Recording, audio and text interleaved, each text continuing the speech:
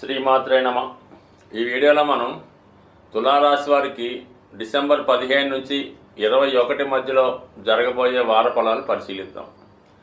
ప్రస్తుతం ఈ వారం దశమ స్థానంలో కుజుడు దిగ్బలుడై ఉండడం వలన ఈ తులారాశి వారి యొక్క వృత్తి వ్యవహారాల్లో చాలా నిరంకషంగా ధైర్యంగా ప్రవర్తించే అవకాశం ఉంది. అనూహ్యంగా వృత్తిలో ఎక్కువ ప్రతిభ కనబరచడం, తనకి ఎవరైతే పోటీగా ఉంటారో వారిపై ఆధిపత్యాన్ని వహించే విధంగా ఈ కుజుని యొక్క స్థితి జాతకుడికి మంచి బలాన్ని ఇవ్వడం జరుగుతూ ఉంటుంది. అంటే దశమ స్థానంలో కుజుడు రవి రెండు గ్రహాలు కూడా దిగ్బలం పొందుతూ ఉంటాయన్నమాట. అంటే అక్కడ ఉచ్చ స్థితిలో మరి ఒక గ్రహం ఉంటే ఎంత ఫలితం ఇస్తుందో అటువంటి ఫలితాన్ని ఈ దశమ స్థానంలో ఉన్నటువంటి కుజుడు తులారాశి వారికి ఇవ్వడం జరుగుతూ ఉంటుంది. ఆ కారణం వల్ల జాతకుడు తన ఇండిపెండెంట్గా ఎవరైతే వృత్తిలో ఉంటారో రియల్ ఎస్టేట్ సంబంధించింది కానీ సినిమా పరిశ్రమ కానీ ముఖ్యంగా ఏంటంటే ఈ తులారాశి వారు ఎక్కువగా ఈ టీవీ మీడియా యాంకరింగ్ సినిమా రంగాల్లో ఎక్కువగా ఉంటారు. అటువంటి వారికి ఈ కుజుడు చాలా కాన్ఫిడెన్స్ ఇస్తూ ఉంటాడు.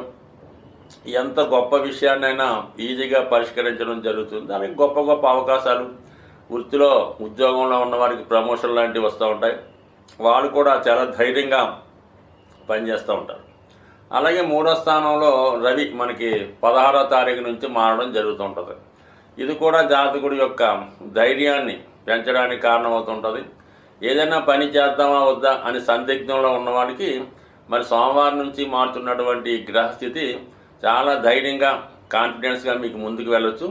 మీ యొక్క ఈ ప్రయత్నంలో మీకు ప్రభుత్వ సహకారం దైవ బలం సంపూర్ణంగా రావడం జరుగుతూ ఉంటుంది. సో ఏదైనా ఒక పని మనం ప్రారంభించాలంటే మూడవ స్థానం బలంగా ఉండాలి. అంటే ఒక పాపగ్రహం లాంటిది క్రూరగ్రహం లాంటిది మూడవ స్థానంలో ఉంటే జాతకుడు ధైర్యంగా ముందుకు వెళ్ళే ప్రయత్నం చేస్తూ ఉంటాడు. అలాగే ఆ పని సక్సెస్ అవ్వాలంటే దశమ స్థానం కూడా బలంగా ఉండాలి. ఇప్పుడు 3 బాగుంది, దశమ స్థానం కూడా చక్కగా ఉన్నాయి. లాభస్థానాన్ని బట్టి ఆ ఫలితం ఎంతవరకు వస్తుందని నిర్ణయం జరుగుతూ ఉంది. కాబట్టి ఓవరాల్గా జాతకుడి ప్రయత్నం బాగుంది, అందులో సక్సెస్ కూడా చాలా బాగుంది. దానికి అనుగుణంగా భాగ్యాధిపతి బుధుడు ధనస్థాన సంచారం చేయడం వల్ల జాతకుడు తన వాక్చాతుర్యంతో తెలివితేటలతో ఎంత గొప్పవారినైనా కన్విన్స్ చేసి తన యొక్క పనిని నెరవేర్చుకునే అవకాశం ఉంది. అలాగే ధనం సంపాదించే వివిధ మార్గాల ద్వారా ధనం సంపాదించే ప్రయత్నాలు నెరవేరే అవకాశం ఉంది. అలాగే కుటుంబంలో ఏదో ఒక శుభకార్యం జరిగే అవకాశం ఉంది. బాగా మీ యొక్క బంధువులు కానీ బాగా పాండిత్యం ప్రావీణ్యం కలిగినటువంటి గొప్ప వ్యక్తులు మీ గృహాన్ని విజిట్ చేయడం జరుగుతుంటుంది. అలాగే మీ గృహంలో 2-3 రోజులు ఉండి మీ యొక్క ఆతిథ్యాన్ని స్వీకరించడం జరుగుతుంది. మీరు కూడా కొన్ని విషయాలు వారి దగ్గర నుంచి తెలుసుకుంటారు. అలాగే కుటుంబంలో మిగతా బంధువులు కూడా కలుసుకొని త్వరలో జరగబోతున్నటువంటి వివాహం కానీ శుభకార్యం కోసం చర్చించడం, దానికోసం ధనాన్ని సమకూర్చడం జరుగుతుంటుంది. మొత్తం మీద మీ కుటుంబం యొక్క విలువ ఎక్కువగా పెరుగుతూ ఉంటుంది. మీరు చెప్పిన విషయాన్ని కుటుంబ సభ్యులందరూ అంగీకరిస్తూ ఉంటారు. ఏదో ఒక వేడుక ఫంక్షన్ చిన్నది ఎప్పుడు జరుగుతూ ఉంటుంది. ఈ విధంగా 2వ స్థానంలో బుధుడు, 3వ స్థానంలో రవి, ఇక 4వ స్థానంలో శుక్రగ్రహ సంచారం. ఇక్కడ వాహన యోగం ఏర్పడుతూ ఉంటుంది. గృహాన్ని అందంగా అలంకరించే ప్రయత్నం చేయండి, కానీ పాత గృహాన్ని అంటే పాత వాహనాన్ని విక్రయించి కొత్త వాహనాన్ని కొనుక్కోవడం, గృహాన్ని అందంగా అలంకరించడం. కొంతమంది కొత్తగా ఇల్లు కొనుక్కొని అందులో గృహప్రవేశం చేసినా ఆశ్చర్యపడక్కలేదు. మొత్తం మీద మీ జీవన విధానం లైఫ్ స్టైల్ మారుతుంది. ధనం ఎక్కువగా ఖర్చు పెట్టడం జరుగుతుంటుంది. అంటే మీ యొక్క గొప్పతనం, మీ దగ్గర ఉన్నటువంటి సంపద ఇతరులు గుర్తించే విధంగా అది ఆకర్షణగా మీరు ధనాన్ని ఖర్చు పెట్టడం జరుగుతూ ఉంటుంది అన్నమాట. అంటే ఏదైనా ఒక వాహనం కొనుక్కున్నప్పుడు సాధారణంగా కొనుక్కునే వాహనం కూడా అత్యంత ఖరీదైనటువంటి వాహనం కొనడం, అలాగే గృహం కూడా చక్కగా మంచి విల్లా లాంటిది అందరూ ఈర్ష్యపడే విధంగా కొనుక్కోవడం, ఇవన్నీ ఈ సమయంలో సమకూరే అవకాశం ఉన్నది. దానికి కావలసినటువంటి ధనం కూడా మరి మీరు మీ యొక్క పాత స్థిరాస్తులు అమ్మడం వల్ల కానీ ఉద్యోగరీత్యా వచ్చినటువంటి లాభంతో ఏదైనా ఇటువంటి శుభకార్యాలు, గృహప్రవేశాలు, నూతన వాహన లాభం కలిగే అవకాశం ఉంది. ఇక 5వ స్థానంలో శని భగవానుడు.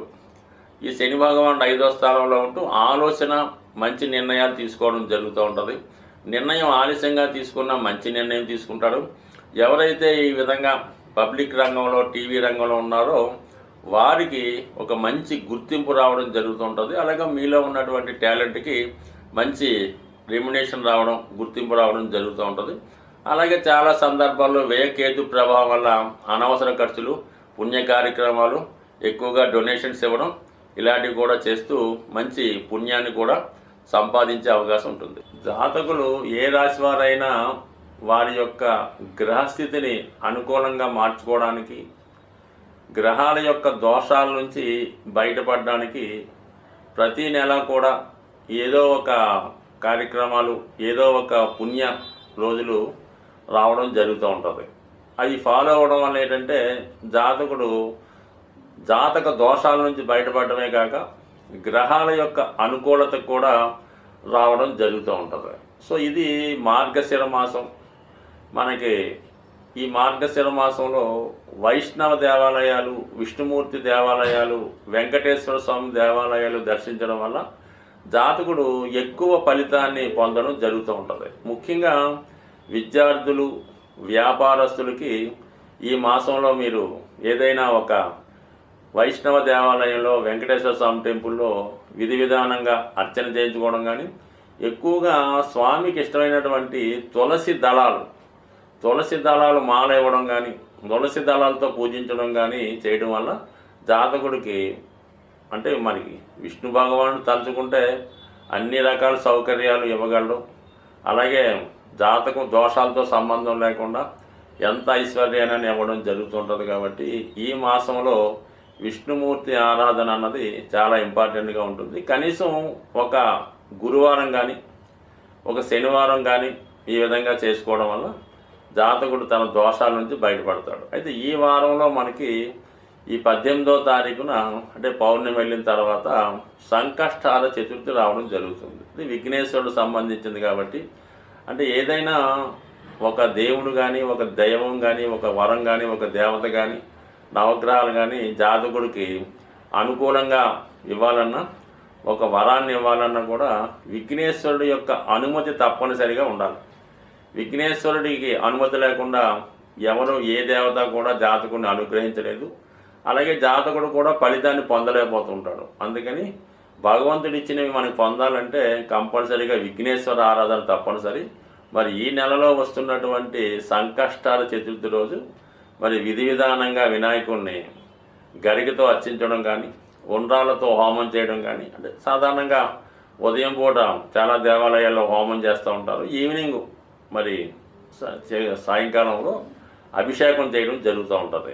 ఈ అభిషేకం చూడటం వల్ల కూడా దోష పరిహారం అవుతుంది. కాబట్టి చేయలేని వారు అభిషేకాన్ని వీక్షించడం, అది కుదరని వారు ఇంట్లో గణపతి ఫోటో ముందు గరికతో కనీసం అష్టోత్తరంతో పూజ చేసుకున్న శీఘ్రంగా చిన్నగా పూజ చేసిన కేవలం సంకల్పం మాత్రాన అనుగ్రహించే దేవత విఘ్నేశ్వరుడు. కాబట్టి ఈ విఘ్నేశ్వరుడు ఆరాధనతో మనం ఇంచుమించుగా 2024 విడిచిపెట్టి 25లోకి వెళ్తున్నాం. కాబట్టి మరి కొత్తగా మనం రాబోయే సంవత్సరానికి ముందుగానే మనం ఇటువంటి దైవ కార్యక్రమాలు చేయడం వల్ల రాబోయే 25 చాలామందికి శుభం కలిగే అవకాశం ఉంది. స్వస్తి.